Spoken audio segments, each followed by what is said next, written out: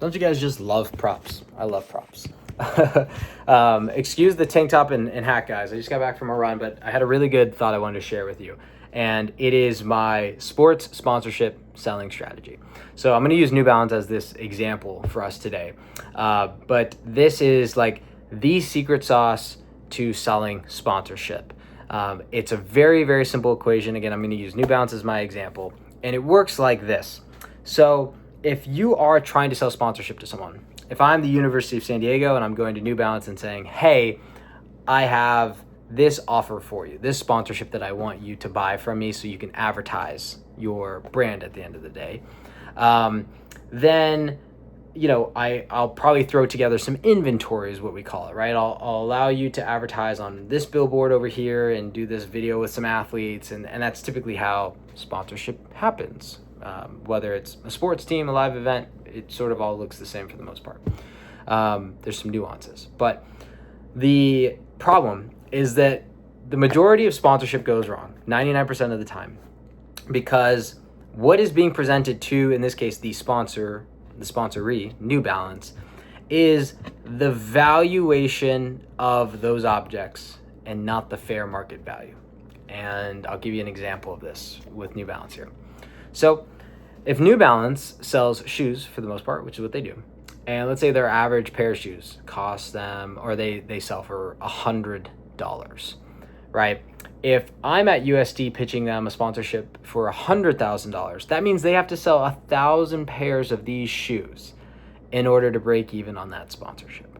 Now, this is where it gets a little hairy, because sponsorship, it's different everywhere you go. You meet one brand, you've met one brand. They all look at sponsorship differently, but every single one of them, unless they're idiots, would agree with me that they would most likely love to sell more product with that sponsorship.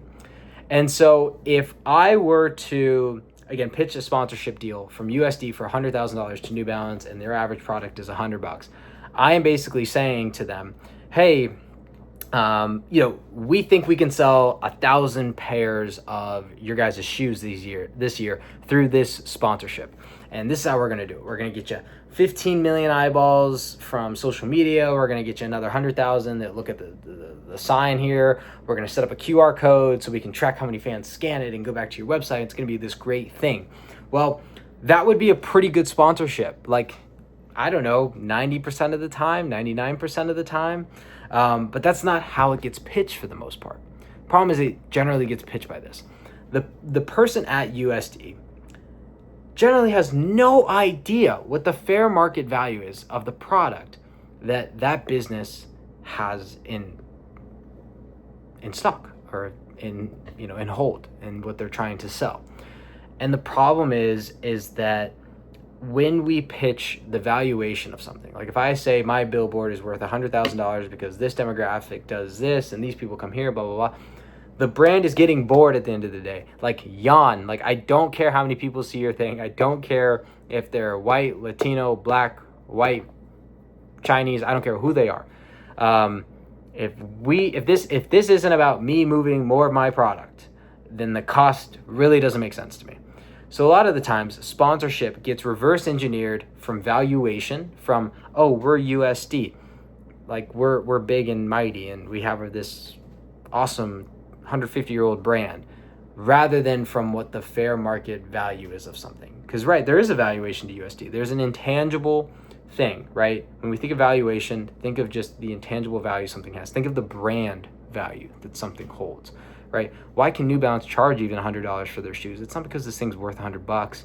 It's because of the New Balance logo and all these other sorts of things. And by the way, at New Balance, they might even say that the valuation of this shoe is more like $160. But the problem is the market's only willing to pay $100, so that's the price of it. So there you go.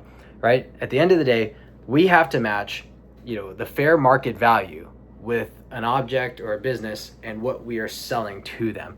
If we stick in this world of valuation, and this gets really, really hairy actually inside live event businesses and sports team businesses and leagues, because there's this like inner fight constantly between what the head honcho, what the senior leadership of an organization thinks they should be selling and how much they should be making, versus the actual sponsorship guys that got to sit on the phone with New Balance and trying to explain to them that this sponsorship's worth $100,000, when in reality, that team may not be able to attribute a single pair of shoes to that sponsorship, a single pair of sold shoes from that sponsorship, right? So this is the, I'll put the shoe down. This is the mighty conundrum. This is the big issue of selling sponsorship, right? So if you can crack the nut of attaching fair market value in your pitches to the people you are pitching a sponsorship to. On the flip side of that, if you are a brand or business and you understand what the fair market value is of your product, and you understand what the fair market value is of this team and what they can theoretically most likely deliver for you, even if you have no idea, if you can have just like a little glimpse of like what fair market value they might actually be able to bring to you, then off the bat, you know if this is a sponsorship that is worth it or if it's just a colossal waste of your money. At the end of the day, risk is everything. Risk allocation is everything, right? If you are a business, if you're a brand that's about to risk 1% of your total annual revenue on this sponsorship, then dang man, you better make sure that the fair market value you're getting back from this, the amount of product you're going to move, matches roughly what you're paying for that exposure, right? If you're JP Morgan, if you're Chase Bank, State Farm, and you don't care what the heck you spend on sponsorship, do whatever you want. This video is irrelevant. But this is for people that want to make the most out of sponsorship. This is for people that want to, if you're, again, on the sponsorship selling side of things, want to actually sell someone something that is better than snake oil. If you really want to sell them a real solution at the end of the day, something that could be a multi-year, maybe even a lifelong partnership, you got to think from the idea of fair market value. If you're a brand and you're just getting into sponsorship, whether that's a live event, whether that's to a creator, whether that's to an athlete, you got to understand the fair market value of what it is they can deliver, not their brand value. That's how you get trapped. That's how you get stuck. That's how you overpay and you get under delivery, right? So understanding the difference between fair market value and the valuation of something is critical. And if you're in one of these organizations and you're the boss of someone and you are wondering why your sponsorship team is massively underperforming, perhaps you should look in the mirror and ask yourself, am I basing my expectations off of the fair market value that we can deliver? And the fair market value, again, is what the market is willing to pay for something versus what the valuation tells me, what this little analytics platform, this software tool tells me about my audience and who's what and yada, yada, yada, yada, yada. Again, that stuff's all great, but until your valuation matches your fair market value, which is at the end of the day what they should do, they don't. But anyways, until that happens, then you need to hold your team accountable for the fair market value of something, right? So if you've proven in the past that you can sell sponsorship for $500, don't go tell them tomorrow to sell the same thing for $500,000. Maybe tell them to sell for $550. See if you can incrementally move the fair market value of your sponsorship tiers and inventory. That is the right way to go about growth. The wrong way to go about it is screaming and yelling and trying to buy more software products that tell you what the valuation of your audience is.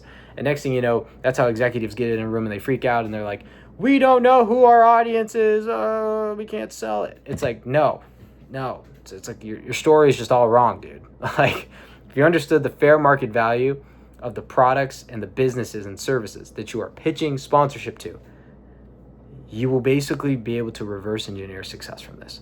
If you try to figure out every single fan and person who walks through your door, yes, will the Harvard consultants tell you that you can drain an extra 10 cents more from each person? Yeah, they will, and you probably can.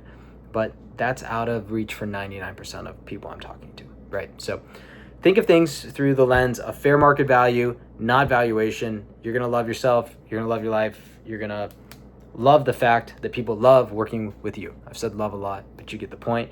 Leave any questions you have down below. If you like these videos, make sure to like and subscribe. If you're interested in more of the stuff that, I get to do every day at Athletiverse, we get to do at Athletiverse every day in terms of bringing businesses successfully through sponsorship into the sports and live event world and giving them the return on their investment that they want, helping them sell more actual pairs of shoes. Make sure to check out the link down below to athletiverse.io. I will see you guys next time. And again, it means the world for you guys to watch this. So if you're here this far, subscribe, shoot me some love, and we'll shoot you some love on future videos. Bye, guys.